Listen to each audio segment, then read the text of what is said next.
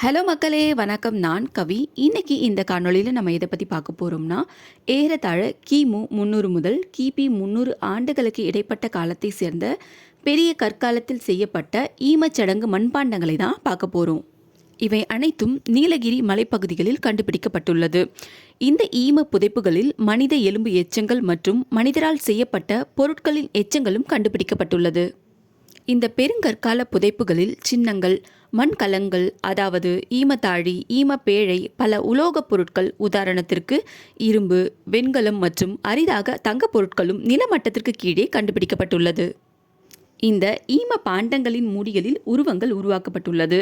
உதாரணத்திற்கு எருமை, மாடு, திமில் கொண்ட காளை, செம்மறியாடு, நாய், யானை, காட்டுப்பன்றி, சிறுத்தை, மான், பாம்பு போன்ற உருவங்கள் உருவாக்கப்பட்டுள்ளது.